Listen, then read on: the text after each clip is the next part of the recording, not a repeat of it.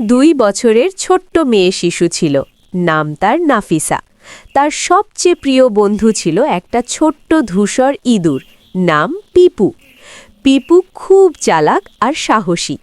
তারা দুজনে সারা দিন একসাথে খেলত, ফুলের বাগানে দৌড়াদৌড়ি করত, লুকোচুরি খেলত।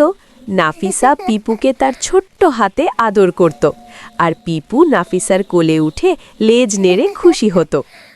এক সুন্দর সকালে নাফিসা আর পিপু খেলতে খেলতে বাড়ি থেকে অনেক দূর চলে গেল।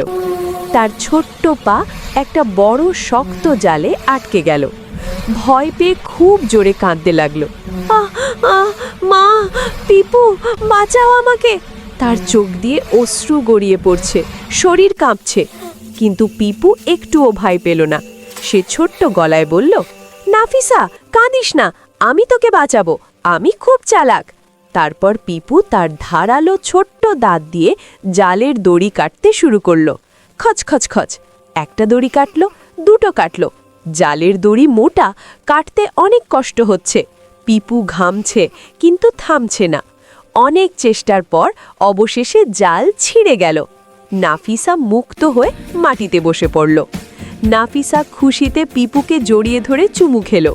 পিপু, তুমি আমার সুপার হিরো, তুমি না থাকলে আমি কি করতাম? পিপু লেজ নেড়ে হাসল। তারা দুজনে হাসতে হাসতে গান গাইতে গাইতে বাড়ি ফিরল।